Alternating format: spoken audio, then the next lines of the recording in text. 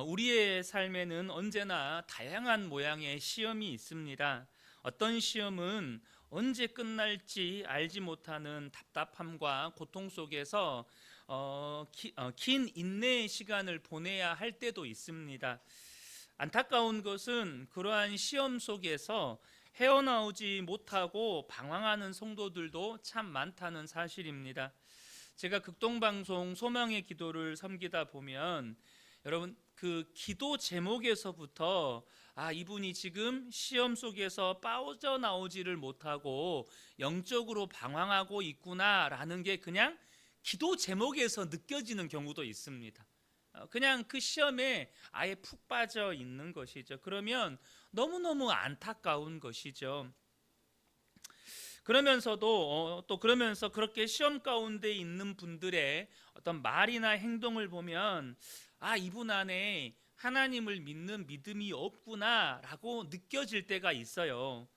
그런데 또 그렇다고 이분이 하나님을 또 안 믿는다고 말할 수도 없어요.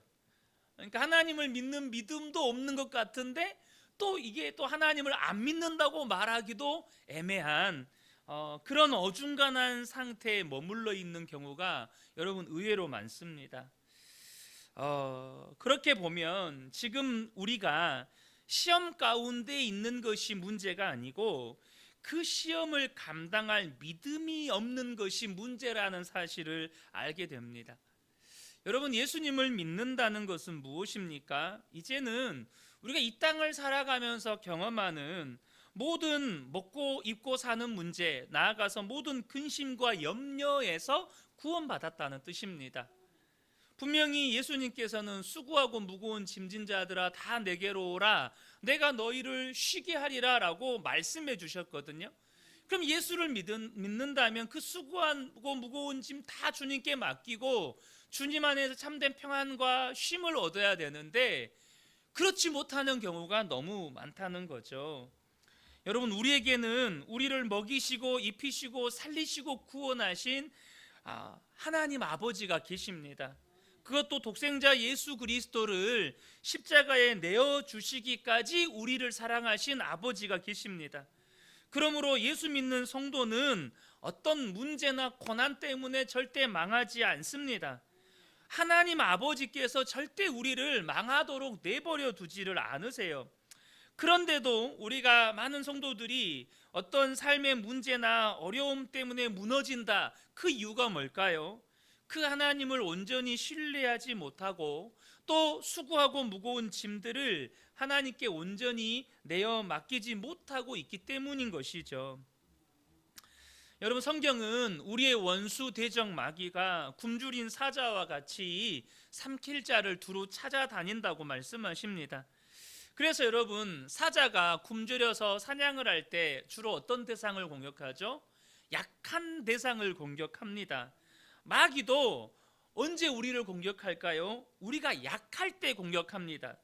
평상시에도 삼키려고 늘 노리고 있지만 특별히 우리가 약할 때, 다시 말하면 우리의 삶에 문제나 어려움이 있을 때 더욱 강력하게 역사한다는 것입니다.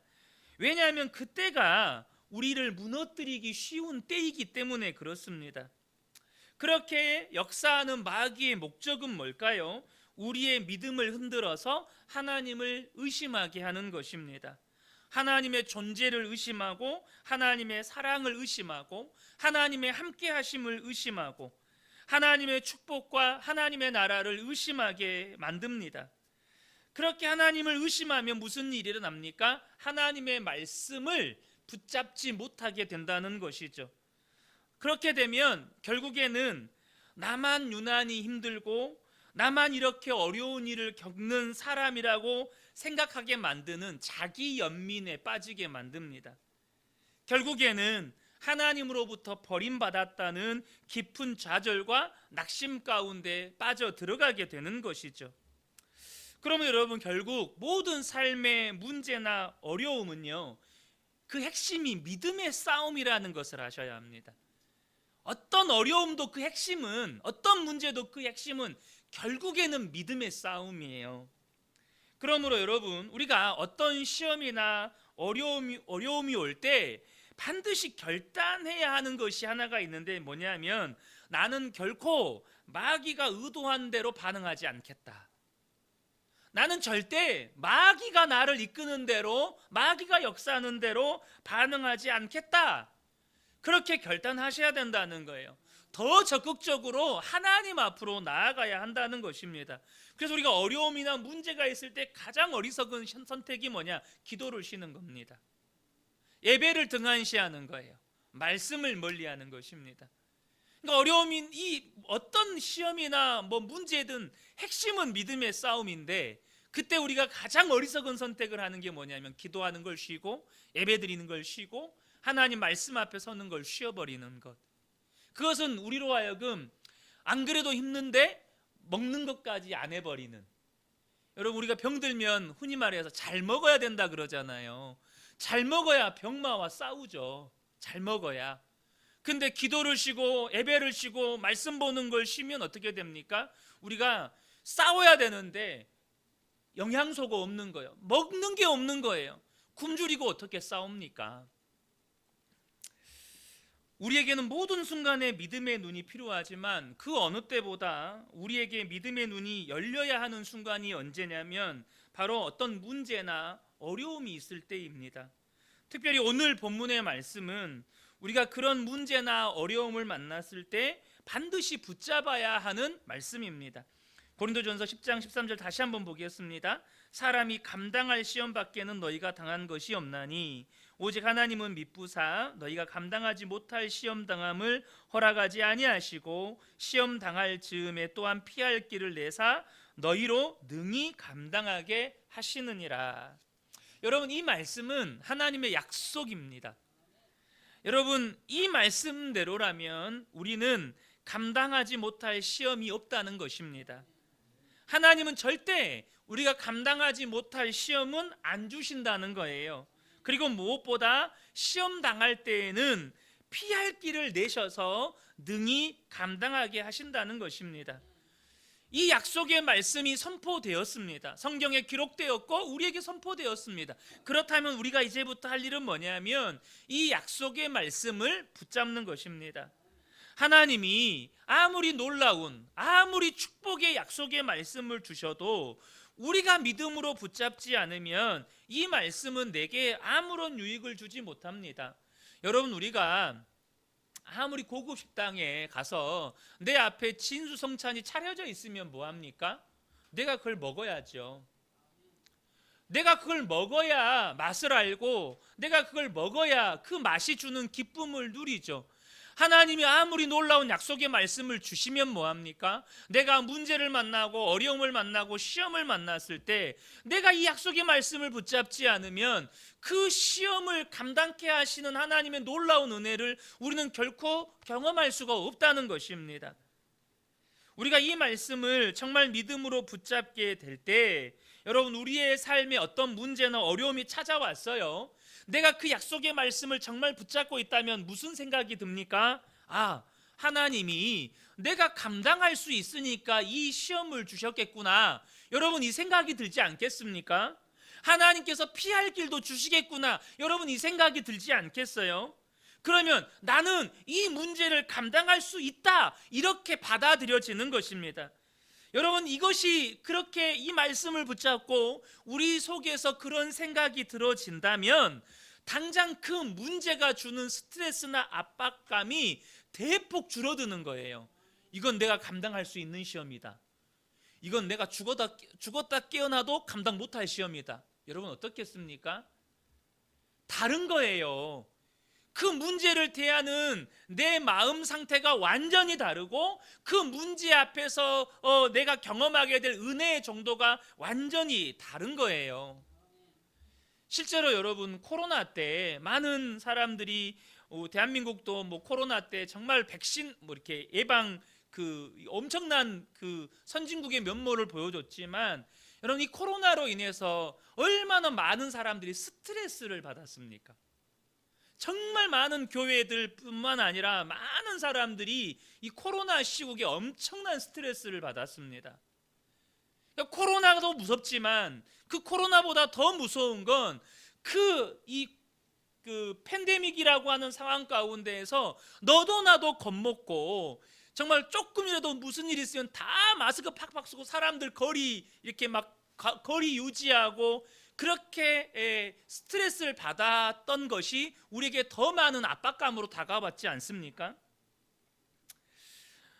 여러분, 우리가 어떤 믿음을 가지고 그 문제를 대하느냐에 따라서 당장 우리가 느끼는 압박감이나 스트레스 정도가 달라진다는 거예요. 성경의 인물 중에 고난하면 떠오르는 인물이 바로 욥입니다. 욥이 받은 시험은 사실 우리가 글로 봐서 그렇지 이것이 내 삶에 실제로 내 가정에 일어난 문제다, 내 가정에 실제 일어난 사건이다 그러면 아마 여기 계신 분들 중에도 정말 제정신 가지고 살아가기가 쉽지 않을 거예요. 정말 도무지 감당 못할 시험으로 느껴지지 않습니까? 하루아침에 자식들 다 죽고 모든 재산 다 잃고 그 나중에는 질병까지 얻게 되고 아내까지도 자기를 저주하고 버리고 떠나가면 제정신 유지할 사람이 얼마나 있을까요? 그래서 여러분, 마귀도요 이 정도 시험이면 하나님을 저주하고 떠날 것이라고 여겼다니까요. 욥기 2장 4절 5절 보면 사탄이 여호와께 대답하여 이르되 가죽으로 가죽을 바꾸오니 사람이 그의 모든 소유물로 자기의 생명을 바꾸올지라 이제 주의 손을 펴서 그의 뼈와 살을 치소서 그리하면 틀림없이 주를 향하여 욕하지 않겠나이까. 그러니까 가족들 생명 다 데려가고 재산 다 잃고 이제 건강까지 치면 하나님 저주하고 떠나지 않겠습니까? 사탄도 그렇게 생각을 했다니까요. 그런데 하나님께서 이 일을 사탄에게 허락하십니다. 이 일을 허락하신다는 말은 무슨 뜻일까요? 그 말은 욥이 감당할 수 있다고 하나님은 믿었다는 거예요. 그것이 감당할 수 있는 시험이라고 하나님은 여겼다는 것입니다. 여러분, 이 말씀이 그대로 우리에게 적용되어야 하는 것입니다. 우리도 때로는 눈앞이 캄캄하고 도무지 감당하지 못할 것 같은 문제가 닥쳐올 때에 그때 내가 느끼는 감정을 믿는 것이 아니고 하나님의 말씀을 믿고 붙잡아야 한다는 거예요. 여러분, 감정이 얼마나 무서운 거냐면 제가 지난번에 우리 작년 후반기 때 예수님의 사람 이제 제자 훈련 하잖아요. 근데 그 단원 중에 이제 그 유서 쓰기 단원이 있어요. 유서 쓰기 단원이 있는데 뭐 저도 다시 이제 유서를 점검하고 하는데 이제 저희 아내나 가족들 이제 저희 아내도 참여하니까 유서 쓰는 거 하지 않겠습니까?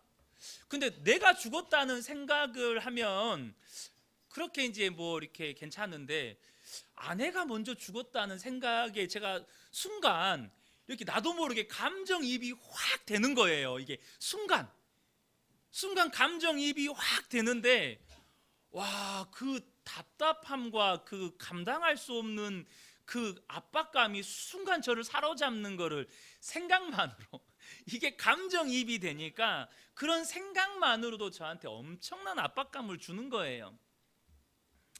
여러분, 근데요 이렇게 우리가 느낌이라고 하는 것이 우리를 속입니다. 감당하지 못할 것 같아. 이건 도저히 내가 감당할 수 없는 시험이야.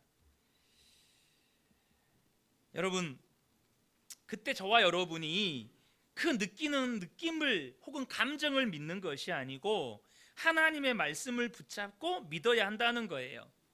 하나님이 내게 이런 시험을 허락하셨다면 감당할 수 있기 때문에 주신 것이다. 이게 말씀이라는 것입니다. 감당할 수 있기 때문에 주신 것이다. 이렇게 믿으셔야 한다는 거예요. 여러분, 사람이라면 누구나 내 삶에 고난이 없었으면 좋겠다. 어쨌든 어떤 시험이나 시련이 없었으면 좋겠다라는 생각을 한두 번쯤은 다 합니다. 왜 안 하겠습니까? 그런데 여러분, 그 생각이 얼마나 꿈 같은 생각입니까? 무슨 말이냐면 우리 주변에 살펴보면 문제 없고 고난 없는 인생이 있습니까? 여러분, 그런 인생은 없습니다. 사람마다 모양은 다르지만 다 어려움과 문제들을 안고 삽니다.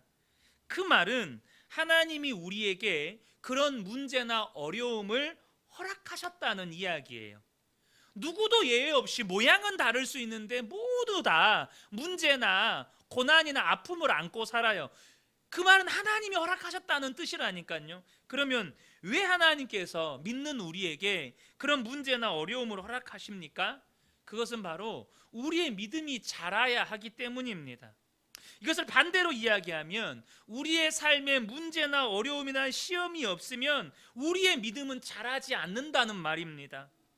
그런 자라지 못한 어린아이와 같은 믿음을 가진 사람에게 하나님이 무슨 일을 맡기실 수가 있겠어요? 그러므로 여러분, 문제나 어떤 어려움이나 시험이 나쁜 게 아닙니다. 그런 문제나 어려움이나 시험 때문에 우리의 믿음은 자라게 되는 것이고 우리의 입술에서 그럼에도 불구하고 감사와 찬양이 나오게 되는 것입니다. 그렇게 문제나 어려움이나 시험이 있는 그 사람들의 삶 가운데에 간증이 있는 것이고 감동이 있는 것이고 또한 나와 비슷한 삶의 문제로 인해서 고통과 어려움 가운데 있는 성도들을 위로해 줄 수도 있고 일으켜 줄 수도 있고 해줄 말이 있는 거예요. 여러분, 그렇지 않겠습니까? 우리가 살아가면서 이런저런 어려움과 문제를 겪을 때 우리는 하나님의 뜻을 다 이해할 수 없습니다. 근데 여러분, 이해할 수 있다면 사실 믿음도 필요 없는 거예요. 다 이해가 된다면 무슨 믿음이 필요하겠어요? 근데 하나님과 우리 사이에는요, 창조주와 피조물이라고 하는 도무지 뛰어넘을 수 없는 간극이 존재하기 때문에 우리는 결코 하나님이 하시는 일을 다 이해할 수가 없습니다. 하나님이 욥을 책망하실 때요, 하나님께서 욥을 책망하실 때 하늘의 별들을 창조할 때 네가 그거 봤냐? 내가 바다를 창조할 때 너는 그걸 봤냐? 내가 그 안에 이러이러한 동물들을 만들 때 너 그거 봤냐? 이게 무슨 말입니까? 창조주와 피조물 사이의 그 간극을 하나님께서 욥에게 말씀하시는 거예요. 욥은 하나님이 하신 일을 결코 다 보지도 못했고 알지도 못했습니다. 그래서 욥에게 필요한 게 뭐예요? 믿음입니다. 우리에게 필요한 게 뭡니까? 바로 믿음이라는 거예요. 하나님은 감당하지 못할 시험은 주지 않으신다. 그리고 시험 만날 때 반드시 피할 길을 열어주신다. 이 믿음이 우리에게 필요하다는 것입니다. 무엇보다 하나님은요, 우리가 얼마나 연약한지, 우리가 얼마나 무지하고 이해력이 없는지, 얼마나 인내가 부족한지 잘 아십니다. 그래서 감당할 시험을 주시지만 시험 당할 때 반드시 피할 길도 주십니다. 다시 말하면 우리가 그 시험에서 다시 일어설 수 있도록 하나님은 우리를 위해서 준비하신다는 거예요. 그러면 여러분, 아까 앞서도 말씀드렸지만 우리가 만나는 어떤 어려움이나 문제나 핵심은 다 믿음의 싸움이라고 말씀을 드렸는데, 이 믿음의 싸움은 어떻게 하는 것입니까? 여러분, 믿음의 싸움은요, 내가 어떤 어려운 일을 만났고 문제를 만났을 때 힘들다, 괴롭다, 죽겠다, 이게 아니고 감사합니다, 하나님 찬양합니다, 이렇게 반응하는 거예요. 하나님께서 반드시 감당하게 하실 것이고 또 반드시 이 일을 통해서 하나님이 놀라운 일들을 행하실 것을 경험하게 하실 것이고 그로 인해서 이 일이 간증이 되게 하실 것이라고 내가 믿으니까 아직 그 문제는 여전해요. 아직 문제는 해결 안 됐어요. 그러나 감사합니다로 반응하는 거예요. 여러분, 바울이요 그렇게 반응을 합니다. 고린도후서 12장 9절 10절을 보면 바울에게는 육체의 가시가 있었습니다. 근데 그 해결되지 않은 육체의 가시를 안고 있는 바울이 어떻게 반응합니까? 고린도후서 12장 9절 10절인데요.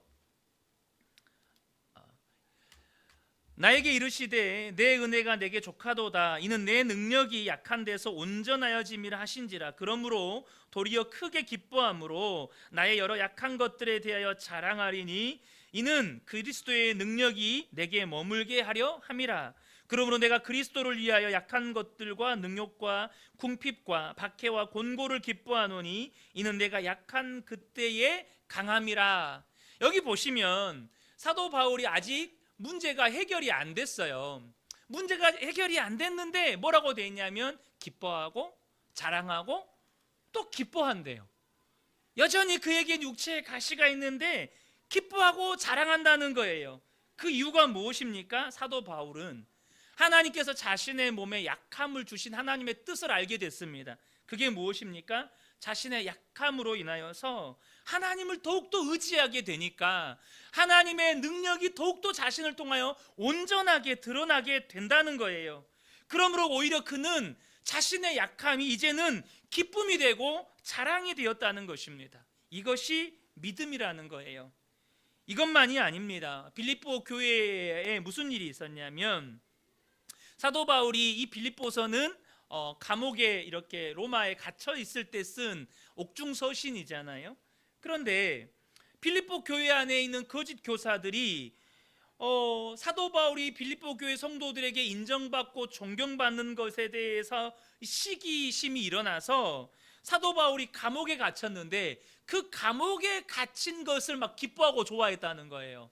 그리고 사도 바울이 이제 감옥에 갇혔던 그 틈을 타서 자기들이 더 인정받고 존경받고 사람들에게 박수 받으려고 더 열심을 내서 복음을 전했다는 거예요.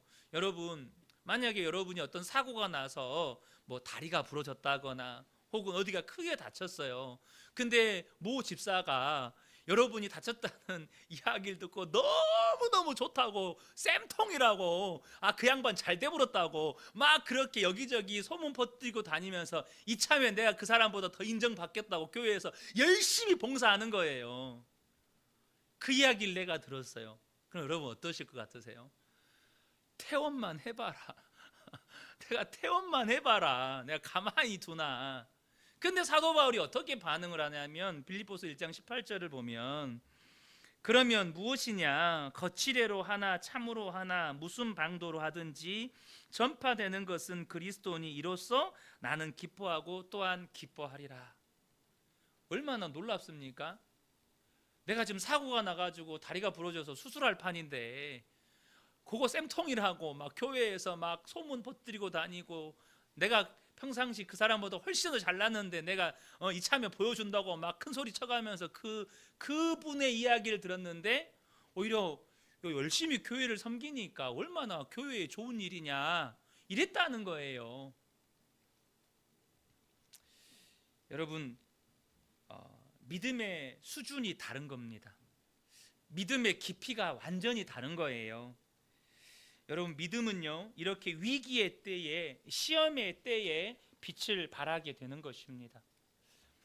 베드로가 예수님을 3번 부인했습니다. 심지어 3번째 부인할 때는 예수님을 저주하면서까지 부인했었죠. 그런데 예수님은 이미 그런 일이 일어날 거라고 베드로에게 경고하셨습니다. 그런데 문제는 베드로가 예수님의 경고를 귀담아 듣지를 않았습니다. 예수님께서 겟세마네 동산에서 기도하실 때에는 심지어 제자들 특별히 베드로에게 시험에 들지 않도록 깨어서 기도하라고까지 말씀하셨습니다. 그런데 베드로는 어땠습니까? 졸려가지고 잤습니다. 그런데 예수님께서는요 베드로가 그 시험에 넘어진 후에 다시 일으키실 모든 준비를 해놓으셨습니다. 이 피할 길이라는 건 뭐냐 하면 하나님께서 우리가 시험에 넘어지더라도 다시 일어날 수 있는 모든 준비를 끝내놓으셨다는 거예요. 그럼 예수님이 무슨 준비를 하셨습니까? 누가복음 22장 32절에 보면 그러나 내가 너를 위하여 내 믿음이 떨어지지 않기를 기도하였노니 너는 돌이킨 후에 내 형제를 굳게 하라. 이 무슨 말입니까? 먼저 베드로를 위해서 예수님이 기도하셨다는 것입니다. 사랑하는 성도 여러분, 예수님이 저와 여러분을 위해서 기도하고 계시다는 사실을 믿으시기 바랍니다. 예수님이 우리를 위해서 기도하십니다. 베드로를 위해서 뭐라고 기도하셨습니까? 비록 그가 시험 가운데 넘어질지라도 하나님, 그가 다시 일어서서 다시 돌이켜서 그 형제들을 일으켜 세워주고 굳게 세워지는 하나님의 종이 되게 해주십시오. 그렇게 기도하셨다는 거예요. 예수님께서 그렇게 기도하신 것이 예수님의 준비의 전부가 아닙니다. 예수님은 베드로가 3번이나 예수님을 부인하고 또 스스로 시험에 들어서 좌절과 낙심 가운데 빠지게 될 것을 아셨어요. 그래서 기도하신 것으로 끝나지 않고 부활하신 후에 제자들에게 먼저 갈릴리로 가 계시겠다고 말씀하셨어요. 그리고 거기서 뭐 하십니까? 시험에 들어서 낙심하고 좌절해 있는 베드로를 위해서 한 가지 이벤트를 준비하십니다. 밤이 새도록 물고기를 못 잡은 이 제자들에게 오른쪽에 그물을 내리라고 말씀하셔서 많은 그물을 잡게 하신 후에 제자들이 눈치채는 거예요. 예수님이다. 그래서 얼른 무트로 나가 보니까 예수님께서 숯불을 피워놓고 떡을 굽고 계시는 거예요. 제자들을 위한 아침을 준비하고 계셨죠. 식사를 다 마친 후에 예수님께서 베드로에게 물으십니다. 요한의 아들 시몬아, 네가 이 사람들보다 나를 더 사랑하느냐? 3번 물으셨고 베드로는 3번 그렇다라고 대답했습니다. 그 예수님과의 그 깊이 있는 대화 속에서 베드로가 그 시험 가운데 있는 깊은 절망에서 다시 일어서게 됩니다. 여러분, 중요한 사실은 예수님은 베드로만 사랑하시고 우리는 사랑하지 않으십니까? 베드로를 위해서만 기도하시고 우리를 위해서는 기도하지 않으신가요? 베드로를 위해서만 준비하시고 우리를 위해서는 준비하지 않으시는 분이십니까? 그렇지 않습니다. 예수님께서 베드로가 피할 길을 준비해 놓으신 것처럼 우리가 시험 당할 때에도 우리가 피할 길을 준비해 놓고 계시다는 사실입니다. 그렇게 저와 여러분이 믿으셔야 한다는 거예요. 무엇보다도 완벽한 예수님의 하나님의 준비가 있습니다. 그게 무엇입니까? 바로 십자가입니다. 우리가 시험 받을 때, 시험 당할 때 그 시험을 능히 감당할 수 있는 가장 완벽한 준비가 바로 십자가라는 거예요. 하나님은 우리의 옛사람이 예수님과 함께 십자가에서 죽게 하셨습니다. 여러분, 마귀가요, 우리를 삼키려고 역사할 때 도대체 우리의 무엇을 붙들고 넘어뜨리려고 할까요? 마귀가 우리를 잡아뜨리려고 하잖아요. 도대체 우리의 뭘 붙잡고 우리를 넘어뜨리려고 하는 것입니까? 그것은 바로 죄의 종로로 타고 마귀의 종로로 타고 상처의 종로로 타던 나의 옛사람을 붙잡고 넘어뜨리는 것입니다. 다른 게 아니에요. 죄의 종로로 타고 마귀 종로로 타고 상처의 종로로 타던 나의 옛사람을 붙잡고 넘어뜨린다는 거예요. 그런데 예수님께서 십자가에서 죽으실 때 우리의 옛사람이 예수님과 연합하여 십자가에 못 박게 하셨다는 것입니다. 그러므로 우리의 옛사람이 죽었으니 마귀가 우리를 붙잡고 넘어뜨리려고 하는데 붙잡을 게 없는 거예요. 예수님과 연합하여 그 옛사람이 십자가에 죽어버린 사람은 마귀가 붙잡고 넘어뜨리려고 할 때 붙잡을 옛사람이 없는 거예요. 그러므로 저와 여러분이 시험 가운데 있을 때, 문제와 어려움 가운데 있을 때 여러분 반드시 이 믿음의 고백을 선포하셔야 합니다. 주님, 나는 예수님과 함께 죽었습니다. 오직 내 안에는 예수님만 사십니다. 여러분, 이 믿음의 고백이 우리를 어떤 시험 가운데서도 건져낸다는 거예요. 여러분, 이 십자가 복음, 이 믿음의 고백을 절대 무시하시면 안 돼요. 마귀가 나를 넘어뜨리려고 작정하고 달려들 때, 그것이 개인의 문제든 가정의 문제든 직장 문제든 교회 문제든 인간관계의 문제든지 그 문제를 가지고 나를 넘어뜨리려고 할 때 이 믿음의 고백이 나로 하여금 시험을 통과하게 된다는 거예요. 여러분, 주님, 나는 죽었습니다. 오직 내 안에 예수님만 사십니다. 그 말은 나의 옛사람이 예수님과 함께 죽었다는 고백이면서 동시에 내 안에 그 시험보다 크신 예수님이 계시다는 뜻입니다. 그 문제보다 크신 예수님이 내 안에 계시다는 의미예요.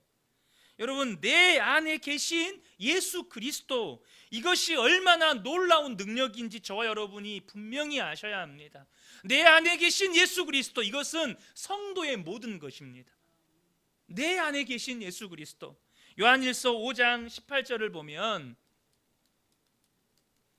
하나님께로부터 난 자는 다 범죄하지 아니하는 줄을 우리가 아노라. 하나님께로부터 나신 자가 그를 지키심에 악한 자가 그를 만지지도 못하느니라.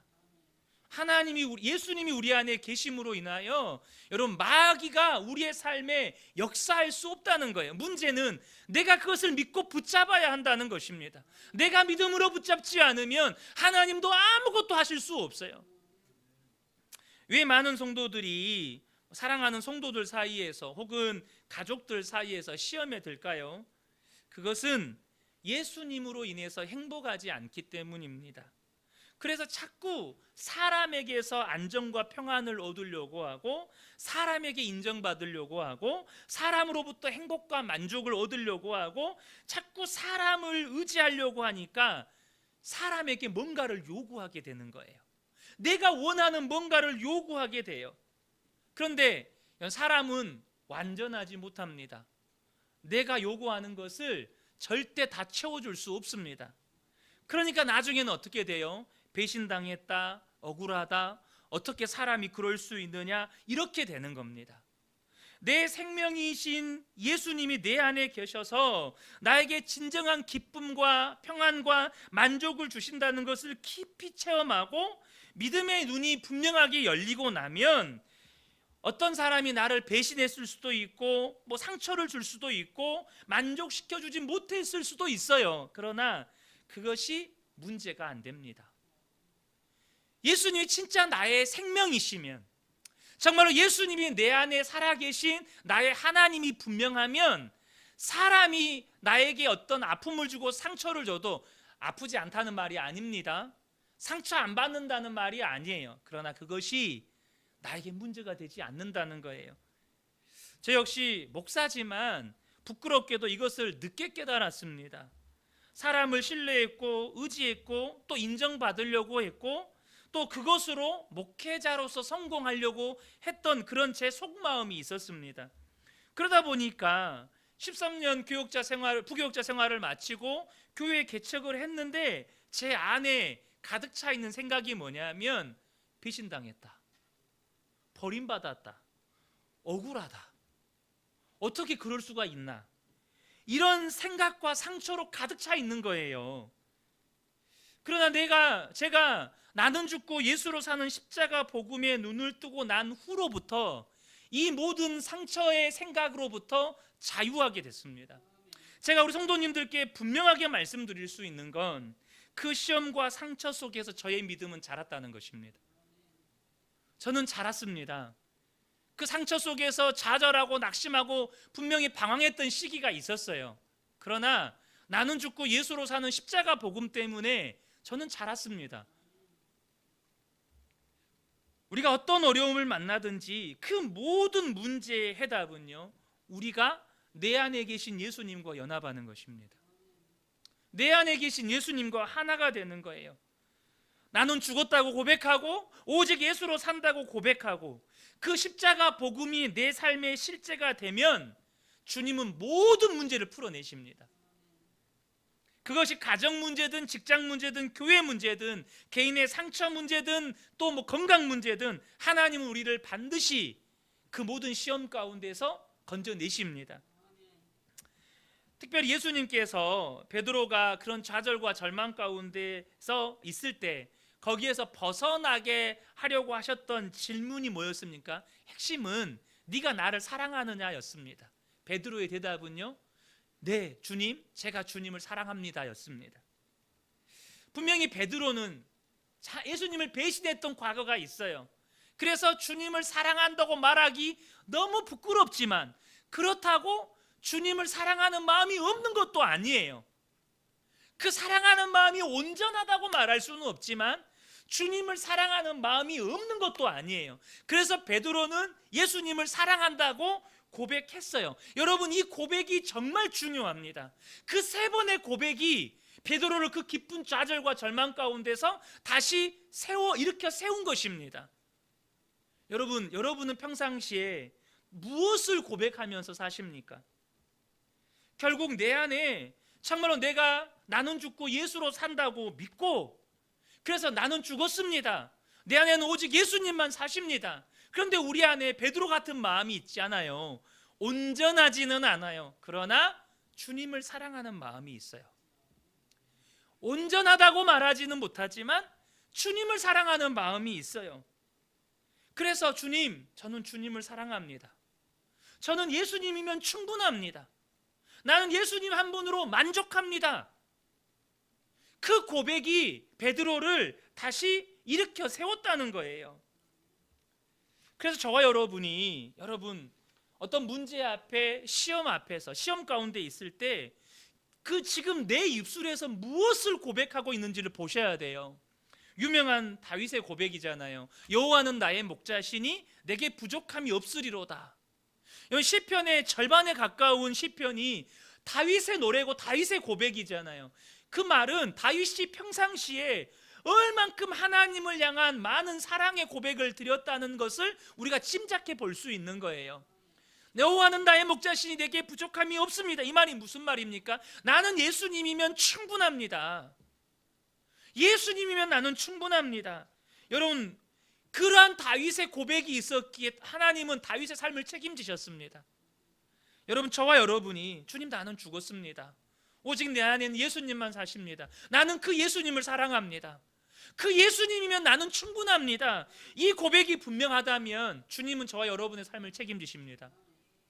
반드시 책임지십니다. 그런데 많은 성도들이 이 고백이 안 돼요. 여전히 놓지 못하는 것이 있어요. 그래서 나는 죽었습니다. 내 안에는 오직 예수님이만 사십니다. 나는 예수님이면 충분합니다. 이 고백이 잘 안 된다니까요. 이것도 있어야 될 것 같고 이것도 포기 못하겠고. 여러분, 성도들 안에 그 마지노선이 있어요.